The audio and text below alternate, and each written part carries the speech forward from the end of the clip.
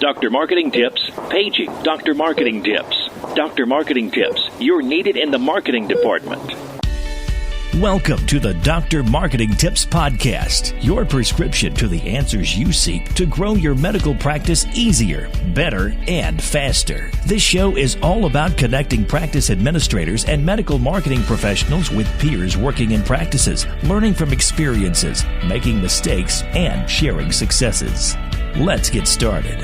Hey there, welcome to the Dr. Marketing Tips Podcast. I am Jennifer. And I am Corey. And today we're going to talk all about managing patient expectations. But specifically, we're going to talk about managing patient expectations when marketing messages don't align with what's happening over in operations. I have a client that I work with, Corey, who is a bunch of spine doctors. And I was in a meeting with them recently. And one of our big marketing messages at the practice is the ease of the practice and how easy it is to schedule, how easy it is to get an appointment, to follow up, that it's a large practice, but you're working with a small team. And I'm listening to the spine doctors, and they're talking about how they've been receiving patient complaints about how difficult it is now that they've changed the structure of their teams to actually get that appointment and to follow up. And that one day the patient calls and has a story and has to share their story about, how they hurt their back. The next day they call back and they follow up and it's a different person. They have to share their story again, and they have to share their story again. And it really showed me, like, from a marketing side, we're out there saying one thing, but then from an operations side, things are completely different. And had I not been sitting at that table, I wouldn't have understood where there had been a disconnect. And so, what do you think? What happens when marketing message is good-natured and well-intentioned as they may be, don't actually line up with the patient experience? Well, I think the first thing is bad reviews are going to result, right? I mean, that's what this Amen. patient... Yeah, this story that you were talking about, I don't know, did they leave a negative review or they just called and complained? They were complaining specifically to the physician when they got in to see the physician about the back and forth within the practice. And I came to you because I thought it was going to be easy, and it wasn't. Right. So they got lucky that there was not a negative review as a result of that, because I would say that that's something that we see constantly. And if you're paying attention to your reviews as a practice, I'm sure that you see a lot of the time, one of the big complaints is always about wait time. So if one of your marketing messages is that easy in, easy out, quick and convenient, there's access online, in person, telemedicine, walk-in, whatever the case may be, you got to make sure that those things actually work. And when these messages don't align, not only do you run the risk of having negative reviews, but it also creates a cascading effect that can impact morale of the team, specifically the frontline folks that are actually dealing with the patients. Obviously, it'll turn patients off from the practice because whatever they are experiencing or they're hearing from their friends and their family doesn't align with all of the money that you're spending to market. And really, it can just cause a ton of unnecessary stress for everybody. Yeah. And I think, unfortunately, if you're responsible for marketing like we are, it is incumbent upon us to over communicate, but not necessarily so much upon operations to over communicate with us. I hear it all the time, like, it is not my job to tell you everything that's going on. However, it is your job to find out everything that is going on, which is why marketing needs to insert themselves as much as possible into understanding the operations of the practice. And ultimately, the communication falls on us. So teaching or explaining to the appointment schedulers what we're marketing, understanding and hearing from them, and kind of having those conversations on a regular basis. That's the only way we're ever going to get operations to align with marketing, and tailoring some of our messages to actually meet the expectation of the patient and not just to work over there in a silo. Yeah. And I think that it's important to point out too, that it's not intentional.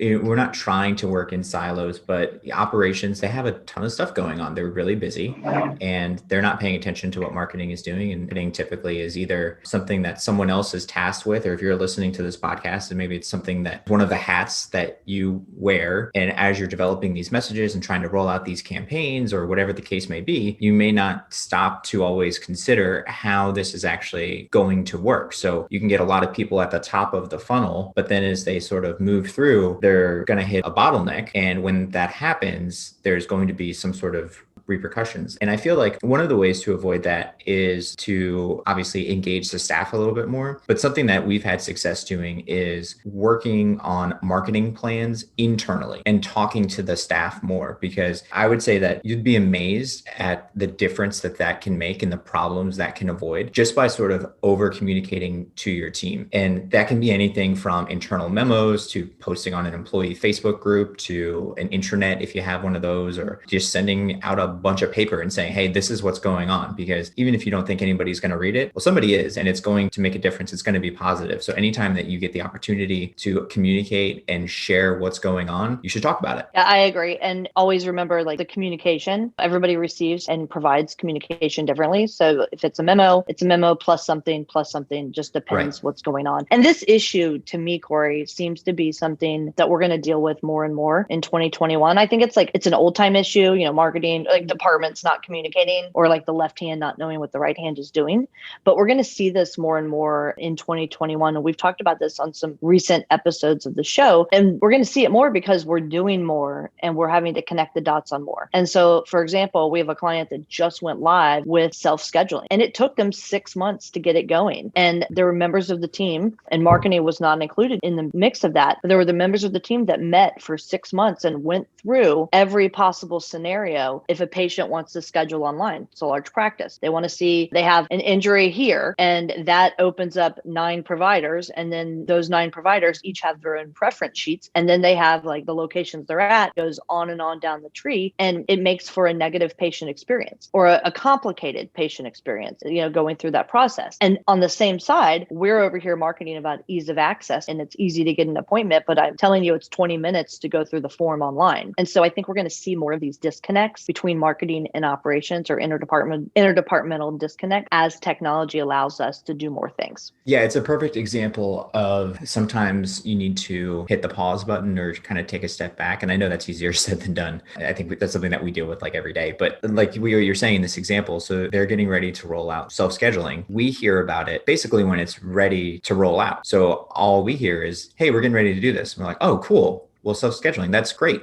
And there was no consideration kind of paid to, well, what happens before they self-schedule, or like, what is that experience like? Or how do we set these expectations for the patient when they go to do this? Because nothing anywhere says, hey, by the way, this is going to require like 20 minutes of your time. You're going to need X, Y, and Z before you can even proceed here. So if I'm a patient and I see self-scheduling, I go, okay, great. I want to do that. It's 10:30 at night. I'm on my phone in bed. Well, I don't have any of this stuff. This is frustrating. I wanted to do this in 5 minutes and hit the pillow, but I can't. And then I wind up being frustrated. Maybe in the morning, I forget about it, or I just try a different practice. And that's all it takes to lose that patient and that potential surgery or whatever the case may be. I know recently we talked about branding, so I don't want to belabor the point too much, but I do want to say that the brand of your practice it's how the patients perceive what's going on and their experience. So if you really want to hear a lot about branding, we've got a recent episode about that. You can go check it out. But I do want to say, like, against a competitor, what sets you apart is your brand. That's the only thing that people are going to take away. How are you different from somebody down the street? So building off this self-scheduling idea, if you have that and somebody else doesn't, the unspoken sort of brand is that it's convenient and it's easy and you have access, and your competitor does not. So you need to make sure that if that's the case, it is actually easy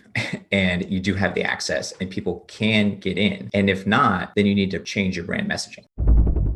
Hello, Keith Landry here with Insight Marketing Group, talking public relations. To get your doctor story on the news, you have to hire someone who knows how newsrooms work. Insider Insights win news coverage. Our team spent 26 years working in newsrooms, and we execute effective public relations campaigns. Trust Insight Marketing Group to get your story on the news. Yeah. And I think that, to me, Corey, like, the brand messaging, the people within the practice need to know what it is that marketing is doing. For sure. And marketing needs to know what is going on in the practice. And so as much as I think that you can hire somebody on the outside, you need somebody in the marketing mindset at the table during some of these discussions. And we used to say it all the time, Corey, like, marketing, like, it's not just one person, but it's the entire team wears the marketing hat. And we need to understand if there's a breakdown breakdown happening operationally, we need to understand how that needs to provide direction on marketing messages and whether or not it aligns with the brand. And so we're all part of the same team here. Yeah. And when it doesn't align, there's two things you can do. Number one, you can work with operations to address what isn't aligning. And number two, you just change your marketing messaging. So number one, if you're working with operations, that's obviously a little bit bigger of a pill to swallow. That's going to be something that's more long-term, and it's going to take a while to actually do that. But you're probably going to see a real improvement on the patient experience side of things if you go that route. So if you include someone from operations in the marketing meetings and you get sign off or approval, or you kind of like you're hand in hand as you're going through these things, and you can find someone who kind of gets it and will help champion marketing, and you can help champion what they're doing. There's long-term benefits to that, but that's tough to do sometimes. Again, it's easier said than done. So the easier, the shorter, the quicker route may be to just kind of change your marketing messaging. Sometimes all this like pie in the sky marketing mumbo jumbo, it's just not going to work as much as we want it to. So the quicker fix is to change it. Like what we were kind of saying earlier, if the tagline that you're going with is in, out, and back to what you love, and you can't actually get in and out and back to what you love, well, then you can either work with someone to fix that, or you change the tagline to literally anything else that doesn't promise this. And then there's not that disconnect between operations and marketing. And then you don't set yourself up for a negative patient experience. Yeah. And I think those are really good points, Corey. And I think that we've got, from a marketing standpoint, we've got our external messages, and then we have our internal messages. And we also have our messages to potential new patients as well as to existing patients, and understanding that like there's layers to your marketing. And when you're first starting out, you may just be at the top layer. And that may be just that I want to attract as many new patients as I can. But then it becomes you want to communicate to your existing patients, and maybe you're switching things up slightly and carrying them through kind of that patient journey. I think it's really important that we evaluate everything that our marketing says, and then making sure that we're actually following through on it. What do you think, Corey? Absolutely. I couldn't agree more. I mean, it's so easy today on social media to get called out for not delivering. I mean, we see that constantly. Every day. Right. So control what you can control and put out the message that obviously you want to put out that kind of helps you put your best foot forward, but one that you can also deliver on. And I think it only takes one. It only takes like one loudmouth, one fan, one recommendation, one referral to sort of plant the seed that what you're doing is working or it's not working. So just kind of keep that in mind as you're going through these things. And if you can involve someone from operations, fantastic. Again, it's a little bit longer term of a fix, but you'll be much better off for it. And if you can't, you need to change something, then it's okay to hit the reset button and change. Yeah. And I think the biggest takeaway here is, as technology really kind of blurs the line from a marketing standpoint, from the patient experience standpoint, over communicating with employees and departments and operations, and making sure that the things that we're promising are actually the things that we're delivering, and including marketing in the conversation earlier on, will make us all that much better. And again, marketing is done kind of in layers. When you're first starting out, it's all about patient acquisition, and then it becomes a little bit more about internal versus external, and marketing to existing versus new patients. And as you get more sophisticated in what you're out there doing, you'll improve this. But just don't forget that it all starts with communication. And sometimes you have to over communicate to get it done. And I think this is going to be a real trend in 2021, and something to really start thinking about. Yeah, absolutely. And another positive of working with operations is, one of the things that we hear all the time is, I see what you guys are doing, but is it trackable? And so we try and make everything that we do trackable. So it's easy to have those conversations and show real value and ROI, but it can be a challenge depending on the channel and whatever the marketing kind of mix is. But I think if you involve someone from operations, they may be able to assist with tracking how this is working, especially when it gets into like the nitty gritty of the EHR and things like that. And again, I think just engaging them and having these conversations early and often is nothing but a positive. Yeah. Good information, Corey. A lot for people to start thinking about as we move into like nuts and bolts of the new year. And with that, I'm Jennifer. I'm Corey. We'll see you next time on the Dr. Marketing Tips Podcast. Thank you. Thanks, guys.